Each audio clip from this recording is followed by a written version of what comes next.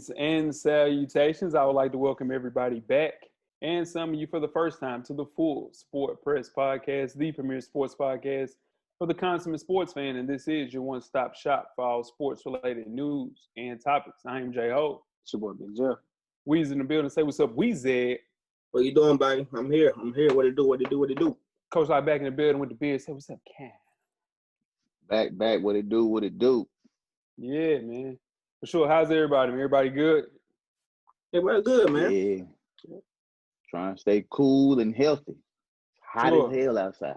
That's hot as hell. Hey, it is hot. It's out there. I know it's coming because it was too cool during June, man. June was a sneaky month. It wasn't really like hot, but July is here, and damn it, it's here. And here's the thing. Someone said I'm here. I don't like shorts unless they like, you know what I'm saying, like cut off shorts or something like that, or like basketball shorts. Well, bake. Man, you gonna bake. I got on tech fleece pants right now. I'm hot about it too. I don't Ain't know.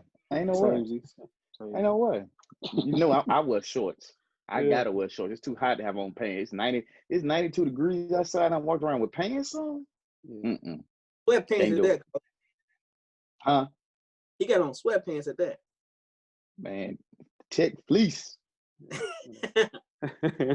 Episode 324, fellas. We're holding ourselves accountable today as we unveil 5 players that we assume were 100% locks in the NFL, but we were 100% wrong about them as they left college headed into the NFL. FSP style. Always FSP style. Better damn know it. And you better damn believe it. Let's go!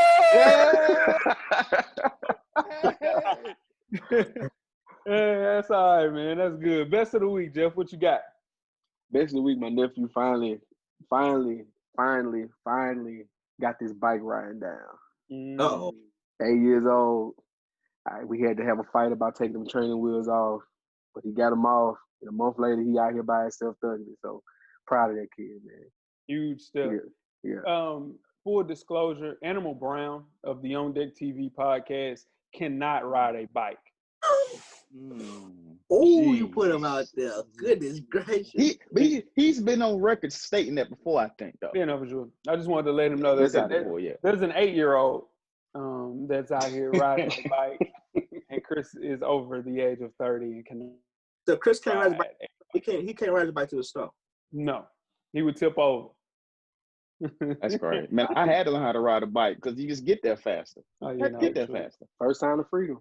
Yeah. 100%. Yeah. Fact though. Best of the week, Weezy. What you got? Oh man, my best of the week is actually I got me a bike, man. My dad let me borrow a bike this week, and it was okay. It wasn't too bad. They tuned into my worst of the week, but it wasn't too bad. It wasn't too bad. So how far did you ride the bike? This week I started slow. I think I did about 6 miles.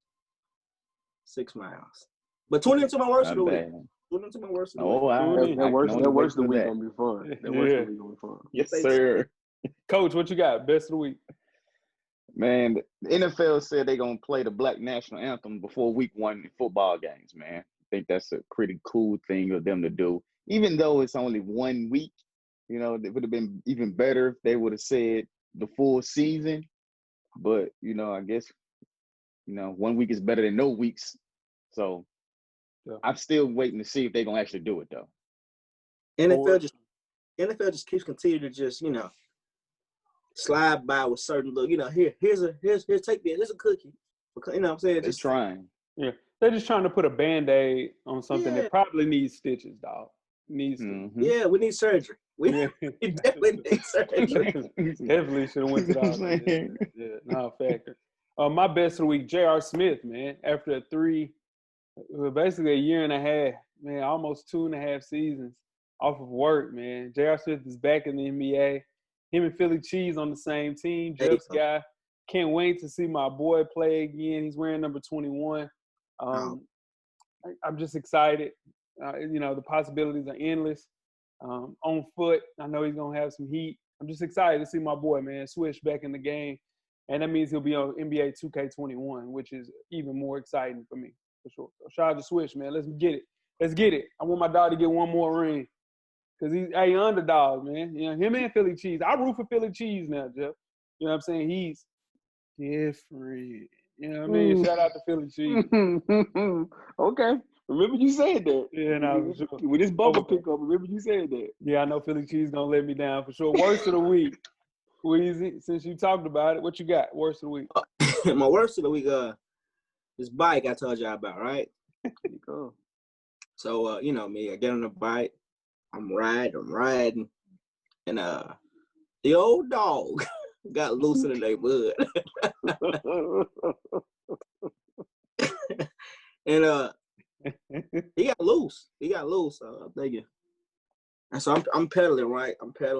He'll leave me alone. He ain't gonna go nowhere. He kept chasing. He kept chasing. And in my route, I'm hitting the hill where I couldn't get away from him like I wanted to. So then I had to hop off the bike, start kicking and shit. I came back to the house. This is my first day on the bike. So I'm done with this bike, dude. I'm talking about, hey, but the next time I came back, guess what I had with me? I had my backpack, I had my stick and everything I was waiting on his ass that time. But I didn't see him. Now, What kind of dog was it? I think it wasn't a pit bull or something, but it looked like a boxer or mutt. It was something, but it was ready for action. I don't know if he wanted to play or not. I didn't want to see what he wanted to do, but it was chasing me. You wasn't trying to play for sure. Nah, he wasn't trying to play. Were you nervous, Weezy, for real? Did you think your life was over with or something like that? Yeah, I was nervous. Dog, I didn't know. I was nervous. I came next week. I tell him the next day I had my backpack. I was ready for his ass then. Yeah, back though. What you got, Jeff? I dropped the ball on some personal shit this past week. My mind ain't been where it need to be. And I dropped the ball on some personal shit this week. I apologize already to everybody on this Zoom call already personally. But, you know, I feel like you fuck up in the past, you fuck up in behind closed doors, you gotta apologize in front of the people. So to my niggas, I apologize. To everybody in the real view media, I apologize. I fucked up. Y'all know what I'm talking about. And we won't do that no more going forward. I got one more too though. Yeah, go ahead. One more. This was horrible. I was involved in a mall shooting yesterday. That was wild, and shout out to everybody that was there, and everybody that made it out safely. My rest in peace to the people who didn't make it out of there safely. Like it was a horrible situation, and you don't ever want to be involved in nothing like that. Where were you? So Jeff, did you hear gunshots? No, literally 30 from where we record to the parking lot. That's how close it was. So if you walk into where we record before we walk those first double doors, that's how close it was. And 4 people got hit. One 8-year-old kid didn't make it out, man. They had nothing to do with it. And goodness, scary. It's like you hit something like that behind your head and you turn around and you see it and you just take cover, hide, do what you gotta do. And you realize, man, every day it ain't promised. So again, I apologize for what I did personally on that show, and then put everything in life in respect like a motherfucker. Nigga, I ain't been right since. I ain't cussed this much in years, and I ain't been right since we walked out. That was tough. Yeah. So my bad, but yeah, it's tough. But shout out to everybody that made it out of there, and definitely prayers going to the family that lost their little boy that had nothing to do with it. Nothing to do with it. Jesus. Ooh, that's heavy. That's usually a Coach Lock situation. Lock Man. What you got? I'm almost scared to nothing. First of the week. Trust me. It ain't nothing like that, thankfully. Woo. Jeff, my bad. Jeff, you got 10 good wrestling seconds. Yes, sir. Let's start the clock. Finally, after everything getting pushed back, shout out to you, Apple, shout out to you, Spotify, but shout out to SoundCloud for coming through. For everything getting pushed back, we finally got the first episodes of the 808s and Chair Shots podcast available. Shout out to Nick for all his hard work for getting that done, man. It's been a pleasure, seeing how his dream come through with that, working with him on that. He worked super duper hard on that show. It's a wrestling podcast for those who enjoy wrestling. And if you don't, please make sure you check us out. The first episode is now available on SoundCloud, brought to you by the Full Sport Press Podcast. So there you go. For sure, man. Episode 1 and I listen to the podcast. You guys do a really good job because I'm not a wrestling fan of making it an easy listen for a novice like myself. So if you're not a big fan of wrestling, you can still follow along, and it makes it a very easy listen. Shout out to Neat Man, Polo Black Man. Much appreciated. I know that's a tough job to do, getting that going, man. Yeah, man, that's dope, man. Shout out to you guys. Yeah, man, especially with the Undertaker intro, man. That's dope. Yeah, that's yeah. Yes, sir. Now tweet us with questions throughout the week at Full Sport Press. Don't forget to comment. Give us a thumbs up or a thumbs down on the YouTube page, on the iTunes page. Please rate and subscribe. But more importantly, don't forget to tell a friend. To tell a friend. Tell a friend. To tell a friend. That the revolution will be podcasted. And before we get started the first half, Weezy, do you have a yellow box of Cheerios award recipient for the listeners? I do. This week's award recipient is the sports brand Under Armour. It is. It 100% is. Do you guys want to hear the most LA thing ever? Under Armour recently terminated its 15-year, $280 million contract with the UCLA Bruins due to financial troubles. Clearly, they can't make a good shoe. Adult webcam company based in California, Los Angeles to be exact, Cam Soda, Weezy, are you familiar? Offered UCLA a cool $205 million to become the university's new athletic sponsor. For those that don't know, Cam Soda is a webcam-based porn site valued at right around $300 million. The Under Armour deal makes Cam Soda's offer seem sensible bargain, considering the fact, well, you know, it's a porn company. Here's the thing. UCLA has reservations, but have them in the final 10 as far as their next sponsorship for the 2021 season. Yeah, man. Wow, I can't believe they top 10. Yeah, no, but here's the thing. Now, with the Under Armour, I think you bit off a little bit more than you can chew, pause. You go get Texas A&M's and South Carolinas, and who else do they have? Auburn. They got Texas Tech. They got Texas Tech for sure. Yeah, that's who it is. They don't have Texas A&M. They have Texas Tech. That's who they have. Here's the thing. You were not putting out enough good sneakers to do so. And now you have to terminate one of the blue blood schools just because of your financial troubles? Stupid, man. Stupid. Just grind, man. Just grind. You can't listen, you can't contend with Nike. They were trying to contend with Nike, and they put themselves in a terrible, terrible situation. And now you got Cam Soda coming up and about to. How the hell can Cam Soda even be a part of UCLA? They don't got no shoes, man. I can, you know what they do got. You know what they do got. What they got? I'm just trying to tell you. Okay. I can't be the only one that shot Cam Soda's worth $300 million. Like, I can't be the only one. Listen, I ain't shocked. Hey, I ain't shocked at all. That industry is big money. That's big business. That's big business right there, man. Even with OnlyFans being out there like that. Long time listener, first time. They're using the webcam. Long time listener, first time caller with Cam Soda. Long time listener. Long time listener. Okay, never mind. You're right. There we go. I'll say no more. For sure. Get that out to him. Easy. Matter of fact, you have a personal relationship with them. Yeah. Personally, for sure. Yeah, we can get that out on the holidays. Hey, if y'all had to bet or place your money on it, who gonna get UCLA? Adidas or Nike? Adidas. Nike. I got Nike. I think they're gonna. I'm gonna go with Nike because they used to be with Adidas before. Yep. I don't think they're gonna go back. Yep. Sure. Damn, Cam Soda, blow the bag. You guys ready to get started first half? Literally blow the bag.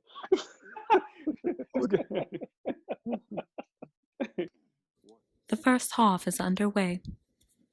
First half, the hottest sports news of the past week, like we do each and every week here at the Full Sport Press Podcast. Before we get started, I am J-Ho. This is Big Jeff. I'm Weezy. What it do? It's your man, Coach Locke. Locke, where can they find you at on social media, my brother? Oh, man, nothing has changed. Locke_the_great. That's THA on IG and Twitter. What about you, Weezy? FSP_Weezy on IG, and I'm at How Weezy on Twitter. Holla at me. What about you, Jeff? Jay Easley 84 across all social media platforms. That's a fact. And I'm J Hove on Instagram and Twitter. Twitter, man, been back off Twitter again, man. It's been a little rough, man. That's late, man. I don't need that stress in my life, man. And it's fullsportpress.com my bad. It's www.youtube.com/fullsportpresspodcast. Pull up, man. Subscribe. Coach Locke got something squared away for you guys very, very soon. So be on the look for that. Get those subscribers popping. Coach Locke is the man with the master plan for sure. Put all the pressure on Locke. Let's kick things off, man, with the NFL, man. Cam Newton signed a 1-year deal with the Patriots this week. The deal is full of incentives that start at $550,000 and can max out at right around $7.5 million. Newton, who has earned over $100 million in his NFL career, is on a full-fledged redemption year. Is it safe to say that the Pats are favorites to win the AFC East for a 12th consecutive year? I'll take it on first. I don't say they're favorite right now because Buffalo looks great. But with the signing of Cam, it's people looking at it like Bill Belichick took a risk. There's no risk on this. On this, he pretty much just take. It's cheap. Cam was very, very cheap, very, very cheap, and with the payoff could be great. He could actually go out there, win a Super Bowl, and they paid him up for $7 million. So he's not looking like a genius. He's just smart. He just took the risk. That's all it is. Took a big risk. He bet on himself, to compete for a starting job because it's not a given that he'll be starting right now. Let's be honest. You know what I'm saying? So he took a gamble on himself to go to a great coach, to play, a 1 year, as we call it, prove it deal, and hopefully it turns into something prosperous for him. I don't want him to win the division because he got to beat my Buffalo Bills, but other than that, I'm always pulling for Cam. Yeah, I think the Bills will win this division, but I think Cam will play good enough to prove that he's still a good quarterback. What more do you want in this situation that he's in to be able to go out and all the marbles on the table all rest on your shoulders? Because he was playing good the last time he was playing before he got hurt. It's not like he was playing terrible before he got hurt. He was just having a good season, and then the injury happened, and he just kind of went downhill from there. So he still has the tools. I think he's going to be fine. We'll see some differences with Cam because it is the Patriots at the end of the day. We know how that organization is, but they won't take away who he is as far as being Cam Newton and being the leader he is. I think basically what Weezy said, this is a steal for the Pats organization. It's the definition of a low-risk, high-reward deal. Saying he plays every game this year, 3,500 passing yards, 35 touchdowns. I think this will be a breakout year or a comeback year for a player like Cam Newton because he has something to prove, man. I mean, you got to look at the team with Brady last year. He threw for 4,000 with 24 touchdowns, 8 picks, and they went 12-4. Can you imagine how mad Cam Newton is to see how the Panthers held him just way too long, and then you let him go late, and then he still ends up in a place like New England? I think he's super motivated to prove the naysayers wrong, and if healthy, I think my pick before anybody was picking the Bills to win the AFC East. I think, man, that the Patriots will win the AFC East, unfortunately. Real quick, let me say something. This goes to show, man, that the IG post, they actually worked. I've seen 2 people get jobs. I've seen Carmelo Anthony get a job off IG posts, videos that really didn't work out too good, and I've seen Cam Newton just do it. And I know Cam Newton it works because they couldn't work Cam Newton out. They couldn't do it. He couldn't go take a physical and nothing like that. And all he did was post IG videos and working out, looking like he's in shape, throwing passes, and he got signed for it. So I know it works for sure. That tripped me out. It works. I think you have to be a certain caliber player for it to work, though. Like, you have to already be a top player, Hall of Fame caliber player for that to work. I agree. Is it gonna work for Antonio Brown? I don't think so. He'll be in Seattle to start the year. Yeah, I think he's gonna land Baltimore. Ooh, I hope he. Or Houston. Jesus. Ooh, Houston. No, I don't want to go Houston. I gotta play Houston. No. Shit, he killed the Titans. I don't want him to see him with Houston. No. So speaking of stars, the 5-star number 16 ranked player in the ESPN 100, Maker, signs with Howard University. Now, the 2020 made it a historically 2020 change in decision by committing to this HBCU over Kentucky, UCLA, and Memphis. Now, he's the highest ranked college basketball player ever to commit to a HBCU since the ESPN recruiting database started back in 2007. Now, this is not something that just happened out of the blue. He made noise back in last fall when he actually visited Howard on one of his recruiting visits that he gets when you're recruiting. So people just thought he was just doing that just to say, yeah, I'm going to go visit HBCU, but nobody really believed that this would happen. Well, here we are. He's already signed and committed to Howard and has become the first player of this caliber to go to a HBCU and commit. Now, the thing about it, though, now Maker has entered his name in the NBA draft, but said he will withdraw if he's not expected to be a lottery pick. So there is a chance that he will not attend the HBCU, but that's only if he's not a lottery pick. And right now he's ranked 75th on the ESPN draft board. So as of now, it looks to be that he will continue and go ahead and go to Howard. Oh man, about this is huge, man. This is huge for everything that's going on right now with the Black Lives Matter movement. These boys are actually taking chances and actually they're really betting on themselves. Because you know what I mean, a lot of these colleges don't have the best facilities, don't have the best workout facilities or rehab, nothing like that. And he's taking a chance on himself to not only for him, for the school and everything. So yeah, I'm all with that. Only thing I'm afraid of is all these boys are gonna continue to go to the main like HBCUs, Howard, FAMU, just the big names, and not give all of them a chance. Well, some is better than none, though. But I'm just thinking. I'm thinking about more years ahead. I see what you're saying, but kind of piggybacking off of that though, I think it's a good thing because even if he doesn't play, like I said, he still like benching himself in the lottery. Even if he doesn't play, the fact that he committed and gave it a look, it gives, again, we're talking about the 2-star and the 3-star kids that have come and played for 3 or 4 years and then help that school make a tournament run. That's what helps build a program up. You know what I'm saying? Yeah, splash, get the splash, 5-star recruit helps. It does. But you get that 2-star, 3-star kid that could have went to a Kentucky or a blue blood school and set the bench for 2 years, then play. When he's a senior, they can come to a Howard or a Hampton or hopefully a Tennessee State, you know what I'm saying, something like that, and play all 4 years and build a program up. That's how you change it around right there. So giving that look right here helps a lot.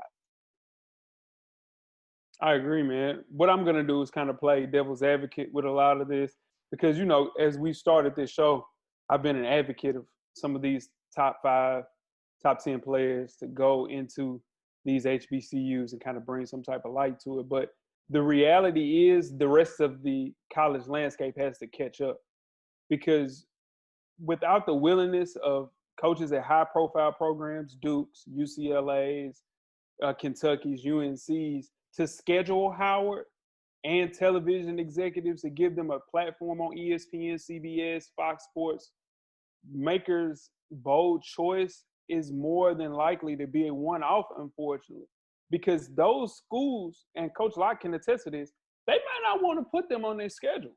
You know what? They'll be like, man, you know what? They got 2, 3, nah. We'll wait and see y'all maybe in the tournament. They're not going to schedule them. So in turn, they might not be on TV. So that means ESPN has to step in and schedule these teams, man, to play and get national exposure. Not ESPN Plus, ESPN2, ESPN, whatever it is. We need to be on a regular ESPN, So with a team like Howard, they haven't won games as of late. They hadn't played in the tournament since '92. They were 4-29 last year. They didn't play a home game for an entire month. And again, Coach Locke can attest to this. You know why? Because they have to go out and play money games in order to meet budget for the entire program. This has to start with basketball, but football has to help out too, man. Some of these 5-star Elite 11 guys have to go play football, go down there and kill, and still get the same attention as far as a draft pick. Because you have a kid like Trey Lance that's playing at North Dakota State. They play for national championships at the lower level of Division I every year. Guess what? He'll be a first-round pick. You can do that at Howard. You can do that at TSU. We just have to figure out a way to get these kids to fall in. And I think this is actually the generation that'll do it, man, for sure. And that's why on the show, we talked about this before, we said that it's going to take time for to see that turnover. Because if they continue to do this for 10 to 12 years, it won't even matter that the Blue Bloods will schedule them, because now ESPN is going to have to follow the talent. At the end of the day, no matter how much you want to see Kentucky on TV, if the talent is not at Kentucky and all the high players and high talent are at these HBCUs, the TV is going to follow them. So it's going to take a continuation of years back to back to back to back to see that turnover. And the MEAC has a coach, Lavelle Moulton, right now. Has been there since 2010, 2011, that has been kicking ass down there. He's won 4 conference titles, went undefeated in the conference. Give him some looks. Not to say that he needs to leave North Carolina Central and go to Kentucky, but what I'm saying is he hasn't been mentioned in a lot of these jobs, and he's been killing in the MEAC since 2011. So he definitely deserves it, for sure. And to kind of piggyback off what you're saying, Jay, and a lot, like, not to sound biased or anything, but that's why you would go to a school like Tennessee State. They're playing in a Division I conference like the OVC. If you're going to get on TV and you're going to play teams, like a Vanderbilt or stuff like that, that's in your state, that's going to give you those looks as well, that, they can't, at that point, they can't deny putting you on TV because you're right there. You know what I'm saying? So, like, you want to go to a HBCU, but, you find one you go to when you get the maximum amount of exposure. Again, I sound like a homer, but go to the land of golden sunshine. That's where you need to be at. You won't regret it, for sure. You damn right. Yes, sir. All right. So, Dan Snyder, please come to the front of the stage. We need you for just a quick second. Nike has pulled the merch for your beloved Washington racial slurs. FedEx has requested that the team change its name. Now your own team has released a statement saying, in light of recent events around our country and feedback from our community, the Washington, I'm not going to say that name, are announcing the team will undergo a thorough review of the team's name. My question to you guys is, will the Washington football team have a new name to start this season? Yes, I believe they will, because money talks, bullshit walks. At the end of the day, it's about the money, man. When those sponsors come in and start saying, look, we're going to pull this money off of this stadium, if you don't change the names, people going to start listening. Not only did you have FedEx, but you had companies like Pepsi, the CEO of Nike. All these people have started saying that if you don't change this name, we're going to pull out stuff. Snack companies, they all doing the same thing because they are not behind the name that they've been using all these years. When you have more than 80 groups and shareholders that invest in a company and say, if you don't change this, we're going to take our name, you're going to start making some changes for sure. Absolutely. And to what Dan Snyder, I know he's big on. Dan Snyder's big on. He spends a lot of money in NFL. I give him that. He'll pay $100 million for an old player in a heartbeat. So he don't mind spending money, but he likes his power. And I think the thing that hurts him is the CEO. The CEO of FedEx is his homeboy. And his homeboy is already like, yeah, man, just change his name. He's in for it. And then I was like, what are you talking about? We've been doing this for years. Why you want to change his name all of a sudden? He can't get with his homeboy that wants to make a change all of a sudden. So he's fighting against that. But his homeboy got that bread. So what you gonna do? What you gonna do, Dan Snyder? Barbecue a meal will do. Yeah, he's definitely on the clock for sure.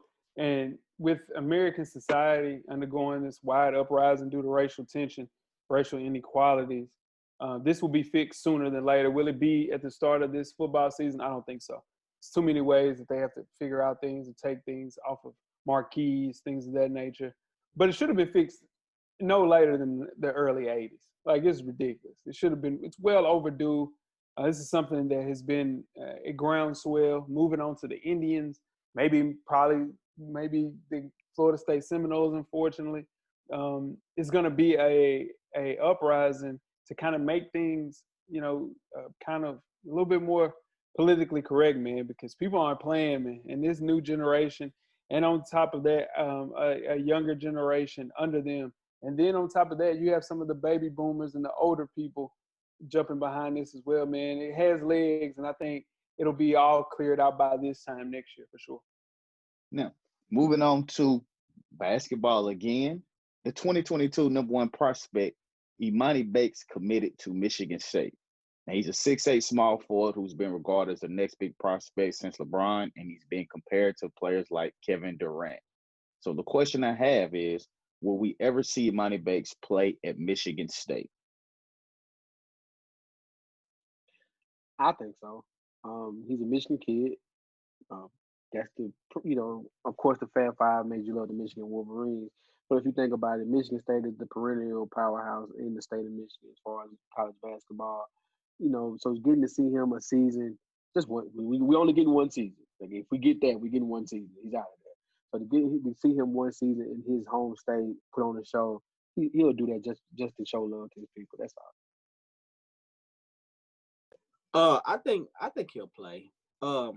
Really, I really think if you're not like dead, like down, broke, I don't see the G League as if even a good deal right now. I don't. I think 1 year college is not more valuable than the G League.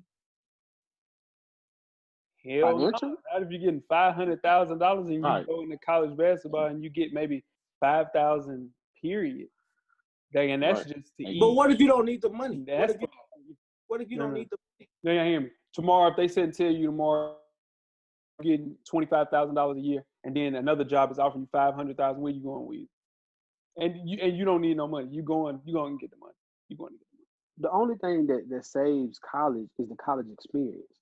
That's what I'm about. Being an 18-year-old kid and being the guy on a college campus, you can't replace that figure, because the things we're not going to talk about on the show that come with that.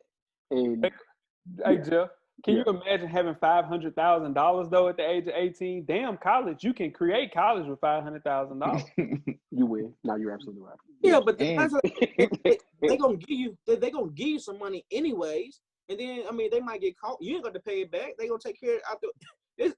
They gonna give you money anyway. Not necessarily. Not necessarily. Look at Reggie Bush. It ain't Zion got the block out. It's hot right now. Yeah, Zion got it's the hot block. right now. Will Wade ain't signed no players, and Sean Miller ain't signed no players. He ain't got no players coming to Arizona next year. I'm glad Will Wade ain't signed no players. Will Wade is a monkey dude. Who you monkey? Let me speak on Imani Bates.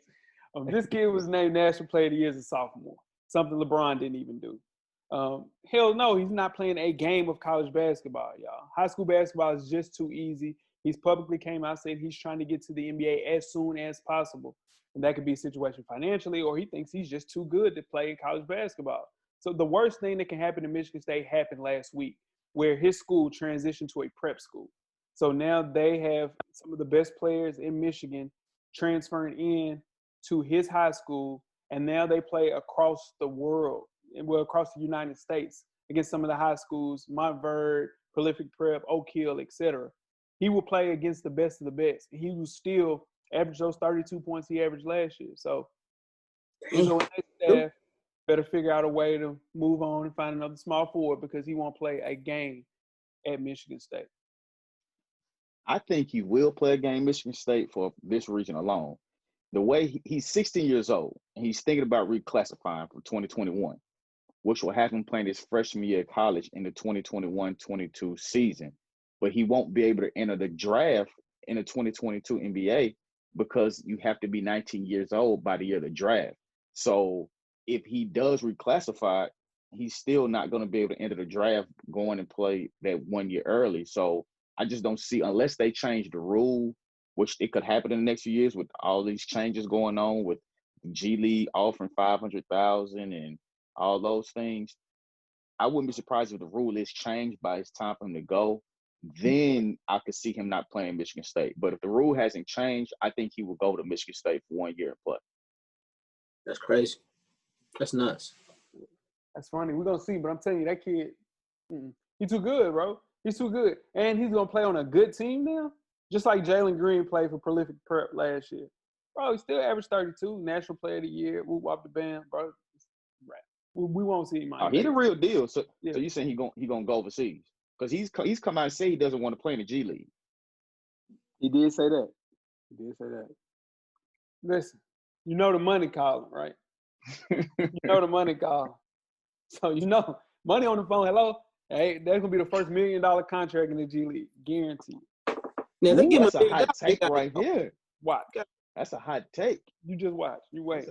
That's an FSP hot take. So, first player to get $1 million in the G League. You gonna get a meal, dog. Sneakers. You know what Nike gonna give him? Yeah, Nike gonna give him a bag. Man, get out of here.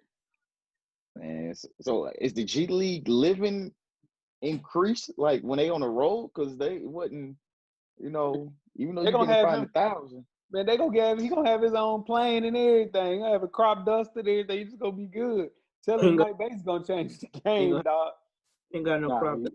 The influx of money when that kid hit the league, when that kid becomes professional, is gonna be crazy. You're absolutely right about that. Yeah, it's gonna be nuts. You Yeah, guys ready to start with halftime? Let's get out of here. Yes, sir. Yeah. We're at the midway point. Enjoy all of the halftime festivities. Halftime, in case you missed it. Minnesota Lynx star Maya Moore hasn't played in the WNBA since 2018, but for good reasons. She's been dedicating herself to free a wrongly convicted man from prison. Moore opted to sit out both the 2019 and 2020 seasons to help Jonathan Irons, a black man who was convicted of burglary and assault charges when he was just 18 years old, secure his release. Now, Irons has served 23 years of a 50-year sentence for a crime that he maintains he did not commit after being convicted by an all-white jury, despite a complete lack of physical evidence and a questionable identification made by the victim. A Missouri judge overturned Irons' conviction on March the 9th, and after 2 failed appeals, he was released on Wednesday. Guys, when we talk about athlete activists, Maya Moore deserves to be in the pantheon right next to Muhammad Ali. What she's accomplished is unprecedented. Things that are bigger than basketball, and Maya Moore deserves all the praise. In the prime of your NBA career, when your WNBA career, you put that to the side to help free an innocent man. Huge deal for Maya Moore. All the congrats, claps, babies screaming. You deserve it all for sure. Nobel Peace Prize. You deserve that Nobel Peace Prize for sure. If they made a Maya Moore jersey in 3X, I'm buying it. That's how real it is. You're absolutely right. She needs to be mentioned with the greatest activist in sports that we ever have heard. Like what she's doing right now to be that unselfish, to give up on your career at the prime of winning championships, being a part of the biggest series that the WNBA has had, and to walk away from it just to help free people who were wrongfully convicted. Man, that's top tier human being right there. For sure. Yeah. My more the truth, man. I'm not a big fan of girls basketball. That's one of the girls that I like her game for real. She can hoop. Maya Moore can hoop. Yeah. And if you see her resume, my Moore resume is unprecedented.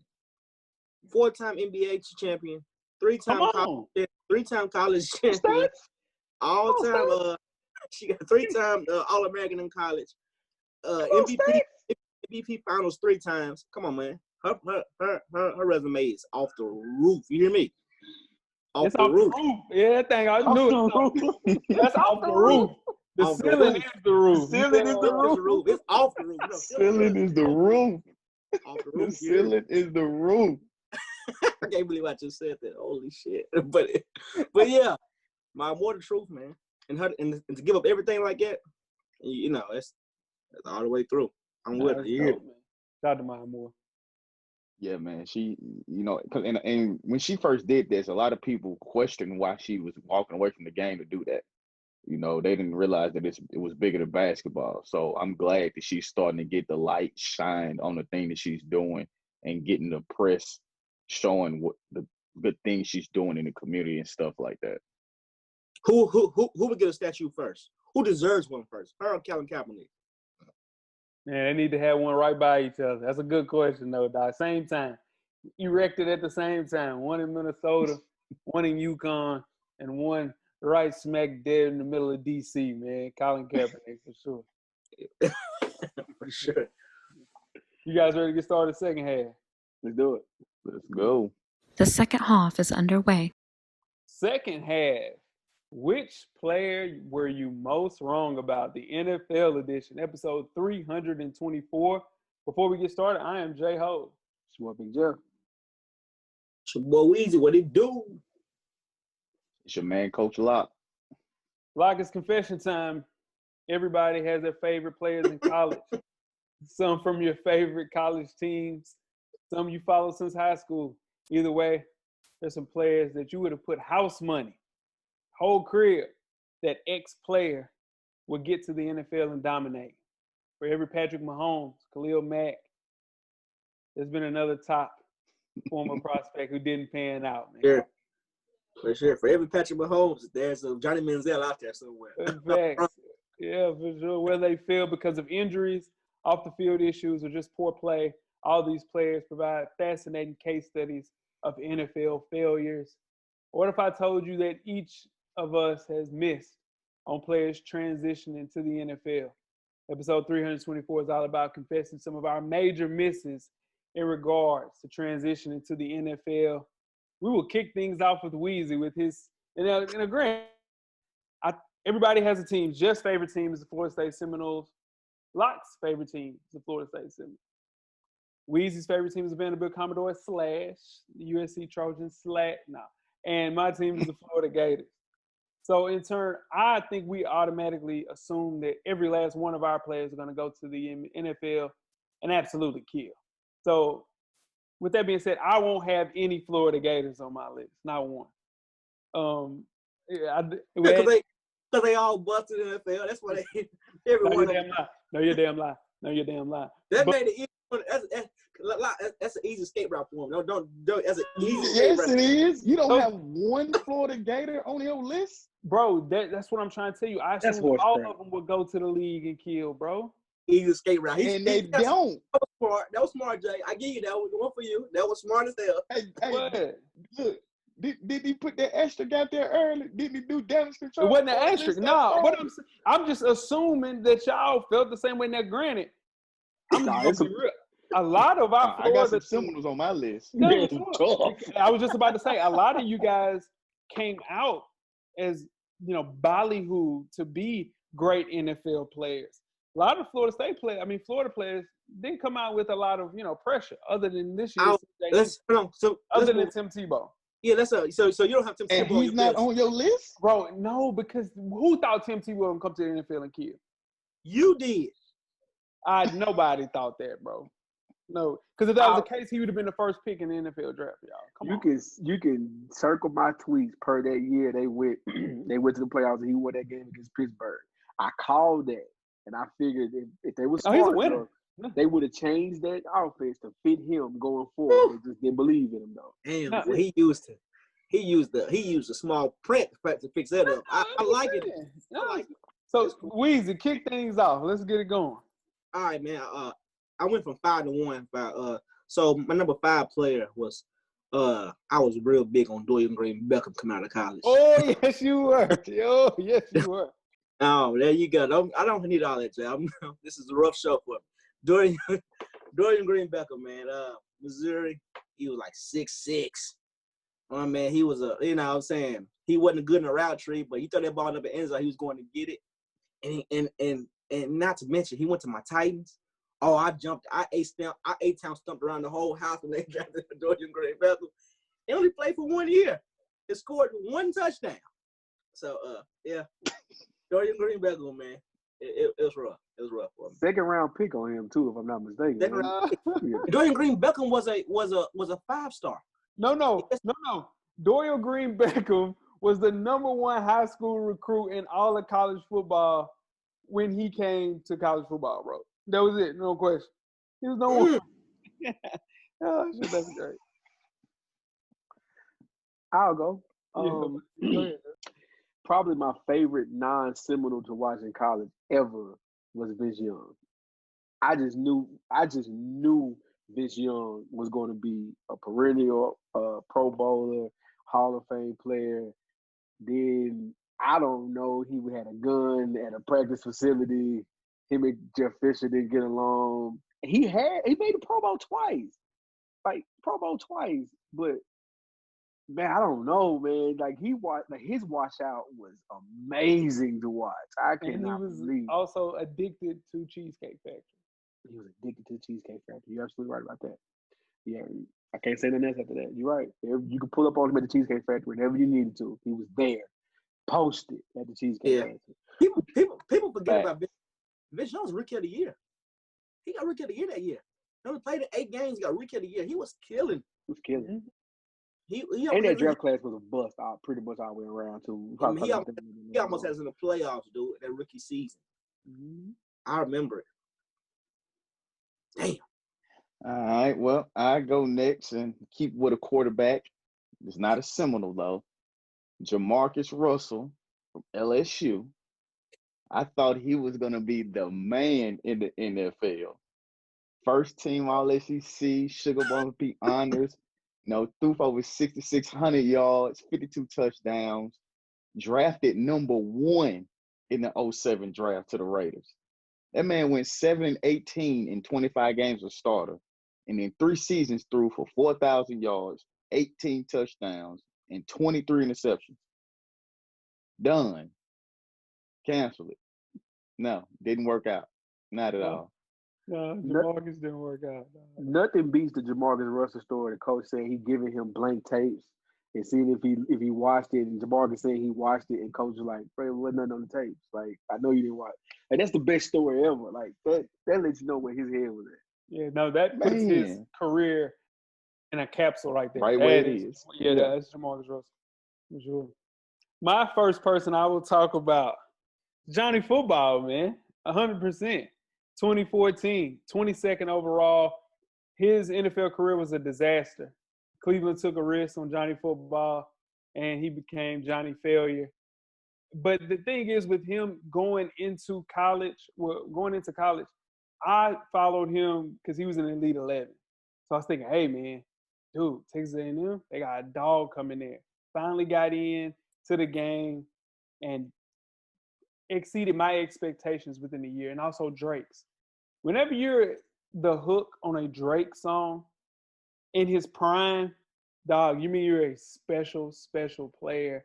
And he lasted just 8 games in 2 seasons with the Browns and never got another job in the league. And currently, as of last week, came out and said, football was a failure to me. I don't even speak on football anymore. That's how far the Johnny Manziel story is going to be.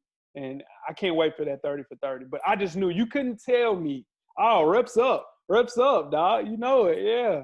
Dude, there's no way you're going to tell me that Johnny Football was not going to go with Josh Gordon and Kill in Cleveland. Oh, my God. There was nothing you were going to tell me about that. I knew it was going to happen, and it didn't happen, and it disappointed me. I missed on that one. He got with Josh Gordon, all right, in Cleveland. Right. It wasn't about no football. It wasn't about no damn football.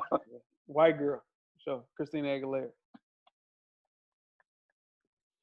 All right. You got it, Jeff. Yeah, go back. I go with my number 2. All right. You talk about surefire bets. I thought this was surefire. Shout out to my man D. Harris. He's a Tampa Bay Bucks fan. They wasted a 2nd-round pick on a kicker, on Roberto Aguayo from the Seminoles. I remember calling him saying, don't worry about it. He's never going to miss. You good. You got a kicker for 20 years. Y'all solidified.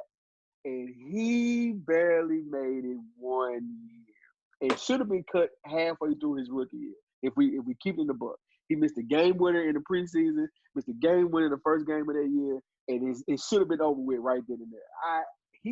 He didn't miss his last year in Florida State. Didn't miss a kick, and went to the NFL. Now I don't know. He's probably doing a podcast like us at this point. Man, that slimmed up goalpost had him shook. They slimmed goalposts up in that league, and he He didn't want no parts of it because he was terrible in the league. I remember, man, I was like, dude, don't miss nothing. Yeah, I couldn't But here's the believe. funny thing. Aguayo didn't miss in college, dog. He did not miss. He broke all of Sebastian's records. He was so good, he got his brother to come to Florida State and do the exact same thing, bro. I'm telling you, man, that was a kicking fool. He got to the league, bro. Roberto Aguayo definitely sells cars in Miami. Ain't no question. That was all Sebastian. They True. thought he was going to be the next Janikowski. That's exactly what that was. Speaking of, we're going to keep with the Seminoles, then I go next. You couldn't tell me that this man wasn't going to go to the NFL and be a monster. Peter Warwick. I just knew he was going to go and absolutely kill in the NFL. You're talking about 3-time first team, All-ACC, 2-time Biletnikoff finalist, 32 touchdown receptions, which is still the record at Florida State. Drafted number 4 by the Bengals in 2000. Only wound up playing 5 years. 1 year with Seattle. Now the thing about him though, he started off good. He started off his first 3 years. He caught 18 touchdowns, had 170 receptions, but then injuries kind of hurt him. Because think about it, he was playing with. Early in his career, he didn't have no quarterbacks. He played with Achilles Smith, Scott Mitchell, John Kitna, Gus Farrat. And by the time that Carson Palmer got there and TJ Houshmandzadeh, by the time they got there, he was hurt.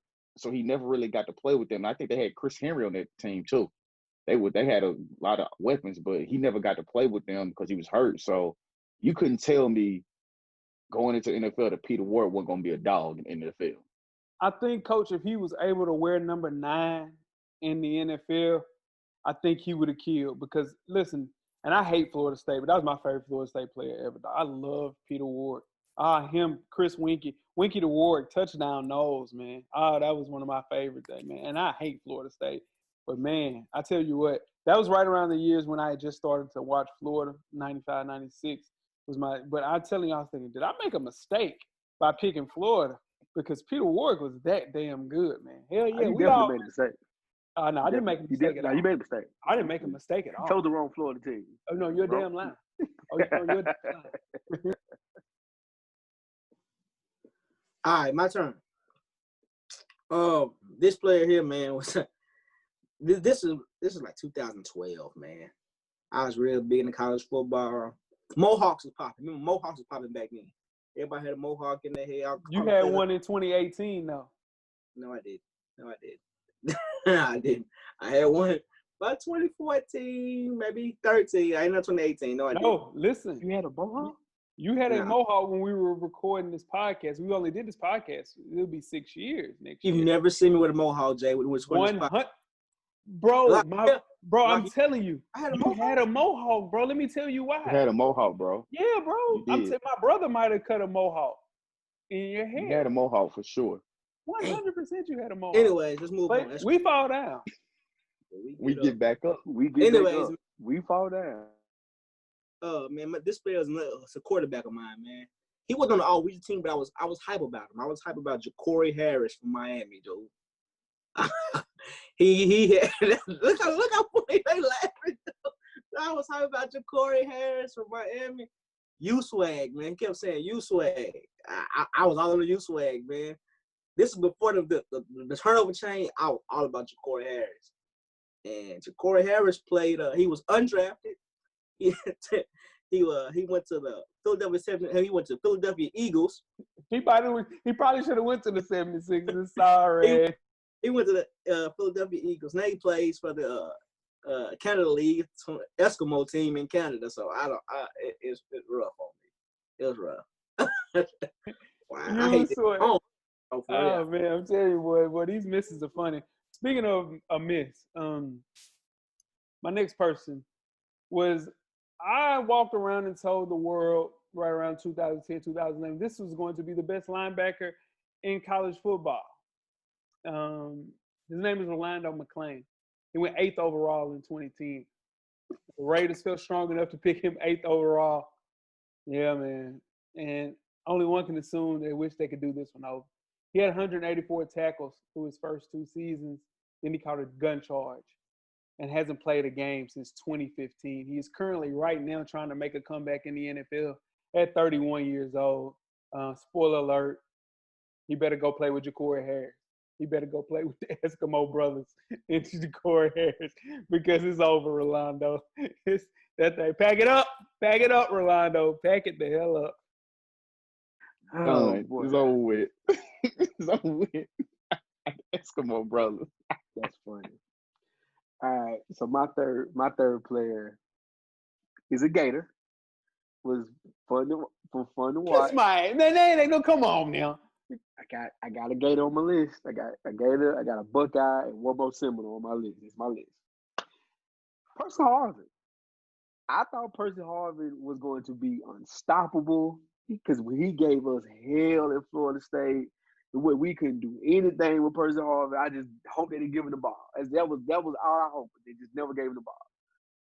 He's one of the few players I ever wished that on. Just don't give him the ball. We couldn't do nothing with him. I thought when he got to the league, that speed was going to translate. Next thing I know was migraines. Next thing I know, I don't know what he's doing at this point, but it didn't. I mean, he had a couple of good years with Seattle. He was more of a weapon than an actual player, like an actual every down player. I thought he was going to be speed. Just go get it, Percy. We'll figure you out later. But it definitely didn't work out for Percy like I thought it would. He's trying to get back in the league right now. That's what he's trying to do. Right now, he's trying to get back in the league right now, which is hilarious. One move P. You know what I'm saying? All it take one move, we housing. They can't take what we was, yep. They can't forget what we was, yep. See you, boy. He ain't Peter Ward though.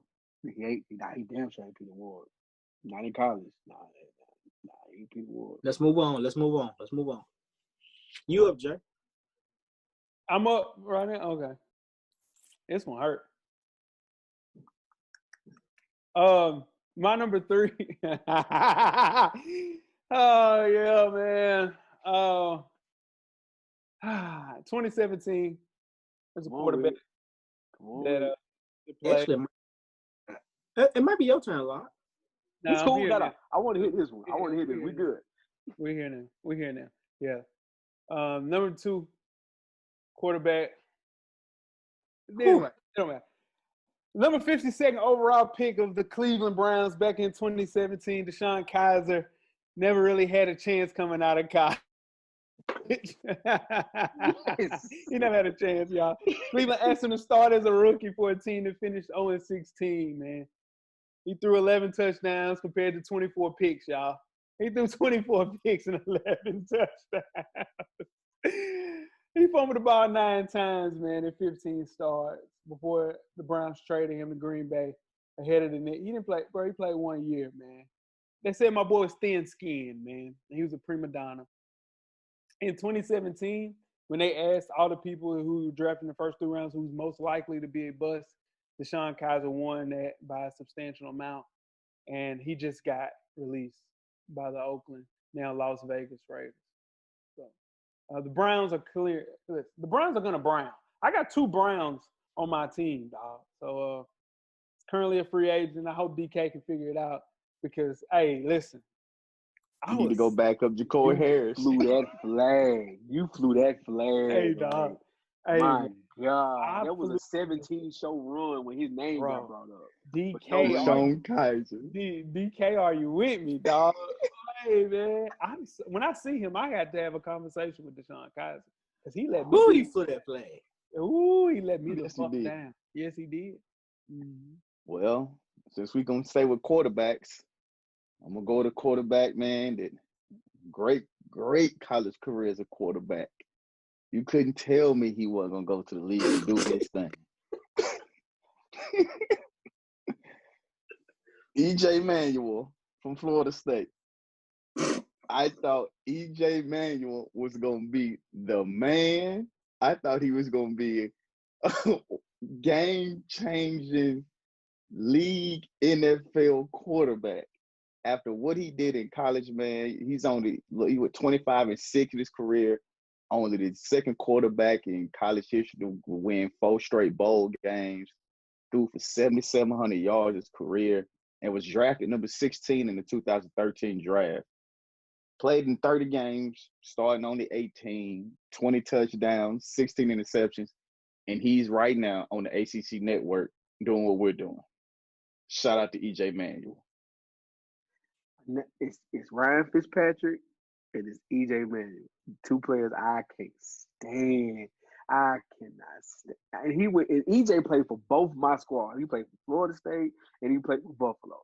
I could not stand EJ Manuel, man. Goodness. I'm still sick behind that Deshaun Kaiser miss. Damn, I missed the hell out of that one, dog. All right, so that's 3 for everybody, right? Everybody did 3, right? No, I did 2. That's on you then. I'm on my 3rd one right now. Okay, go ahead. All right, this is my 3rd one, man. Another Mohawk guy, man. Another Mohawk guy got me. God rest his player's soul, to rest in peace. But after I seen he came out of USC. After I seen Reggie Bush, and I said Reggie Bush left. I said, Pete Carroll got another one, man. He got another one, Jay. We right back. And Joe McKnight walked in them into the doors, man. And Joe McKnight was serving. He was great in college. But he just didn't pan down in the NFL. Joe McKnight. How many touchdowns y'all think Joe McKnight scored in the NFL? 2. He scored 3. 4 touchdowns. 4. Close enough. 4 touchdowns. He played, 6 seasons, only 500 yards in the NFL. His career yards is 505. That's Joe McKnight. That was my guy. I missed. God, I don't like doing this show for real. I missed on Joe McKnight. I see why you was part of the Mohawk Club there. That y'all was all together. Yeah. It was rough. That was rockstar lifestyle back then. I know Yeah. that was the way. That was the way. Yeah. Yeah, that was the way. Yep. I kick it off my 4th player. This is fairly recent, but he's not, not in the league. So he was the 3rd quarterback on the team that had 3 quarterbacks that won the national championship. Cardale Jones. That was my guy. Like I don't know what it was about Cardale Jones. I thought he had the biggest arm, like he could throw it from anywhere, make all the throws. I just knew Cardale Jones was going to come to the league, find a nice team, and prosper. He had a great start in the XFL and still fell off at the end of the day. So it hurts me to put Cardale Jones on this list, but I got to. That was my guy. Goodness gracious. Yeah, that one never really curled over either. That might be worse than Luther Curl, Coach. I don't know. It didn't work out for him at all. I'm gonna keep it home again, man. One more time in Florida State. I kind of had the same situation as you, Weezy. Big wide receiver, 6'5", 240. Came through, had a hell of a year. Had the game-winning touchdown in the national championship. I thought Kelvin Benjamin was going to go to the league and team up with Cam Newton and absolutely kill. And it didn't happen. He was drafted number 28 in the 1st round in 2014. And, he had a good rookie year. He had 73 receptions for 1,000 yards and 9 touchdowns. So I'm like, yep, got one, called one. Could never get it going after that no more. Played 6 years for 3 teams, Carolina, Buffalo, and Kansas City. Finished his career with 3,000 yards, 20 touchdowns, and hasn't been on the roster since 2018 when he was last seen in Kansas City. He was my number 5 player, Coach. Like, that hurt. Like, he was like, he had the size. He should have been a no-brainer. Like, that should have been a no-brainer. The fact that I'm using him as a tight end in our FSP fantasy league right now to let you know where his skill set is. Like, it don't make no sense, dude. Like, good. I couldn't believe it. You couldn't told me he wasn't going to be a star. He wasn't, y'all. He wasn't. Am I up? Yes, sir. I'm fourth. Unfortunately, man, I got to bring down the home team, man. Patrick Turner with the USC, and I assume that when he left, Nashville to go to USC, playing in that great USC offense with wide receivers, running backs, man, liners, quarterbacks. It was crazy. He never quite panned out to be the player that he was supposed to be, even in college. Like in college, he became a possession receiver. But I still thought, if Pat gets to a situation where he can just play and get some actual tick, he is going to be a killer. Pat played 1 year in the NFL, maybe 2, of meaningful football, man, and it never really happened. Pat was slow, which I didn't know. I didn't know Pat was that slow of a wide receiver. Can get no separation. Force slow. Yeah, like he should have been a tight end slow. Like he was very slow. And what I didn't realize was that he was just running slant routes at USC to get that little 1,000 yards he had. He only had 138 catches in his entire career. He was a number 2 player in the entire country coming out, going to USC. There was nothing you could tell me about 6'5" Patrick Mahomes. Played 2 years in the NFL. He almost fooled me too, Jay. I give you that. He got me. Oh, he got me. For sure. It was you. It was one of your homeboys who shall remain nameless that gassed me, was telling me that this kid was going to be special. And I was like, man, I don't know. And then I'll be like, you know what? I'm going to roll with him. And that is something I should have known. The person that told me that is not a person of good interest. So I know that's credit. He was hoping he was special. He was really hoping he was special. Oh, for sure. And he was not. And neither was he. On me now, my 4th one. All right. I'm back with a quarterback here, man. Colt McCoy. I'm gonna just say it. Colt McCoy, man.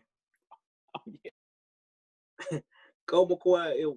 I thought Colt McCoy he's right behind Vincent. Now Colt McCoy is number 2 all-time winning quarterback in college history. He didn't lose at Texas. Only game he lost was that championship game. He didn't lose it. And that's because he got hurt. He didn't lose at Texas. But now he's a career backup in the NFL. Played on 4 different teams.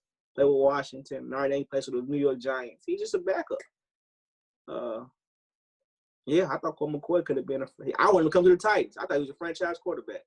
He drank milk right out of the teat of a cow. Yeah. He drank raw milk. He drank raw milk. And that's the reason. Never mind.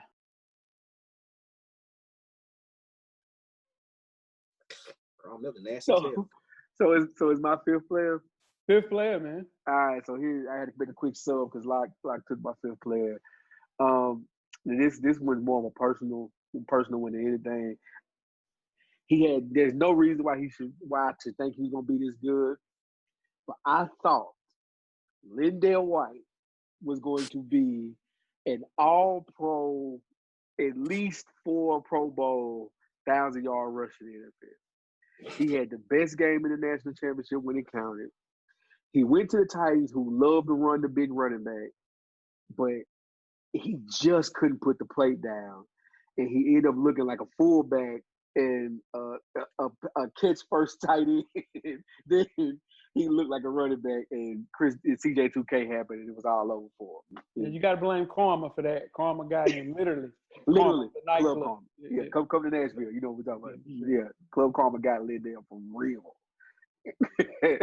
and the other one on 2nd Avenue that he was always never mind. But that was my guy. That's it, Coach. Barfly.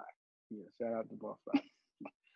But Lindell, I thought Lindell was destined to be great, and it just was good for the Titans. Thunder and Lightning though, they had Smash and Dash. My bad, Smash and Dash. They had that. Yeah, that's what. Real quick, that's when Jeff Fisher was coaching at the Titans, and Jeff Fisher went to USC, so he thought all his USC players was gonna be good. Maybe he picked up Mike Williams, and you see how that went. Yeah, trash. Yeah. Yeah. If you went to USC, you had a chance to get drafted by Jeff Fisher for sure. Where you at, Locke? So me? Uh-huh. Yeah. I had to say my worst for last. This is my worst call in all mankind. Oh, man. Of all mankind. I thought Paxton Lynch out of Memphis was going to be the next transition quarterback in the NFL. He put up all kind of crazy numbers in Memphis. In his junior year, I remember watching him play. He had a game where he threw 7 touchdowns in one half. I was like, man, this kid is going to get to the NFL and shock everybody. Because, you know, he went to Memphis, you know, had 8,800 yards for a career, 59 touchdowns. I just thought he was going to shock everybody, man. Oh, but no. He's a permanent clipboard holder. He's only played in, I think, like 5 games in the NFL. He ain't even holding clipboard. It's amazing. Yeah, it's over with for him. Yeah. He ain't even doing that. He got out of there. They got him out of there, man. So, Paxton Lynch, man, you let me down. You let me down, Paxton Lynch. You want me to go last? You going last, Weezy? I can go real quick. This is my 5th one. I Okay. can go. Oh man, it's another quarterback. I was big on this quarterback too. This is what got me with this quarterback. I'm gonna give you a story. All right, this one Lane Kiffin had just came to UT, right? And I said, man, Lane Kiffin gonna get some players, man. He gonna get some players at UT. So he got this quarterback to sign, Tyler Bray. He got Tyler Bray to sign. And I thought Tyler Bray was going, like, Tyler Bray in college was amazing. He throwing the football all over the field. That's when they had Rod, that wide receiver Rodgers. They had Bryce Brown in the backfield. He Derek Rodgers. Derek Rodgers is cold. Tyler Bray threw for 3,200 yards in one college season at UT. They wasn't winning no games, but he was throwing the football all over the field. I said, Tyler Bray's gonna go. He's gonna go to the NFL and shock the world. Shock the world, dude. And he's a career backup right now. Man. Now, I'm gonna tell you. Now he's an Eskimo brother. He's an Eskimo brother. Yeah, I'm gonna tell you who else thought. I'm gonna tell you, I was on the right. I was thinking the right way because guess who got drafted by in the like 4th round? The Chiefs. The Chiefs. So Andy Reid knew something too. Andy Reid knew something. If Andy Reid can't get it out of you, you ain't got it. It's over. You ain't got it, brother. My last person. Nothing you can tell me this kid wasn't gonna be one of the best running backs I've ever seen in my damn life. Wasn't even close. It's Maurice Clarett. Listen, Maurice Clarett was an absolute dog at Ohio State. Between the tackles, just a great, great football player. He listened to the wrong people, tried to come out early, fucked up huge because in turn he wasn't just working out. There's nothing like game film. It's nothing like playing football. He sat out that year, then he ran his 40. And I guess I'm a bad judge of speed because I have 2 of the slowest people. 3, Deshaun Kaiser slow as hell. Patrick Turner slow as hell. Maurice Clarett ran a 4.7, y'all, and a 4.8 in the 40. Yeah, man. Broncos still drafted him in the 3rd round, and he was washed out before training camp, bro. Here's the craziest stat. Maurice Clarett never played in an NFL game, y'all. Never. Ooh, that's rough. Yeah, I think that was That's nuts. And that would let everybody down. I like Maurice Clarett. Clarett was a dog at Ohio State. But You wanted Maurice Clarett to win just because he bucked the system. You know what I'm saying? Yep. And now no player would ever try that again. Like, they don't want that small. Real quick, y'all wanna? Are we done? Yeah, we're done. Y'all wanna go? Y'all wanna go like people that's in the league right now still pending? Just a couple people. No, real quick, Weezy. But let's. So Who you did I didn't miss? talk about. Yeah. You didn't talk about Trent Richardson. Nah, I only had 5. You didn't talk about Matt Leinart. I only had 5. You didn't talk about Mark Sanchez. Oh, God. You didn't talk about Justin Blackman. Justin Blackman was cold. He just can't stay off the wall. Justin Blackman. Yeah. Justin Blackman, he. And then Jeff, you knocked out all of yours for sure. And with Locke, you did too, for sure. So. Oh, let's talk about you. I was like, who you talking about? And that is another episode of Sport Press. That was episode 324. You remember you remember Christian Hackenberg? That's not right. There go that Jeff laugh. Look, there it is. You remember Christian Hackenberg, Locke? I'm telling you right now, He's gonna kill Elite 11. It's gonna be the best thing. Christian ain't gonna. Now, granted, hey, let me tell you something. I got some people on. Hey, listen, they close. I got 3 right now. Listen, Who? Josh Rosen. Hey, you on the clock, young man? Hey, Laquan Treadwell, you on the clock, young man? Hey, young man. Hey, Corey Coleman. Hey, you might be on the list, bro. Corey Coleman might be on the list. Corey Coleman was a substitution just in case on my list. Hey, boy, Corey Coleman, boy. Him and Lindale were substitutions on my list. Hey, boy, Corey Coleman. Hey, Jay, you know who you didn't mention though? Who? Your boy Chad Kelly. Chad Swag Kelly. That's 3 in this vision. Chad Swag Kelly. Hey, that was my boy. Chad Swag Kelly, dog. He was still in the league last year, though, y'all. Fuck what y'all talking about. He was still in the league last year. He played football last year. The Lions. Hey, still here. You thought he was gonna be cold up. I thought Chad Swag Kelly was gonna be goddamn. But that's because he gave Nick Saban in Alabama hell every time. Like, you know who you didn't mention? Come on. Who? Taj Boyd. That was his boy. Hey, he used to. Hey, Taj Boyd used to tell. Listen, what I'm trying to tell you. He used to kill Florida State Eclipse. Oh my God. Yeah. What about time we played that man? What about Bo Scarborough, Lot? No, that wasn't my man. On that note. Yeah, you reaching out. That wasn't your guy from Alabama? Hell no. Okay. I'm just. What about Earl Bennett?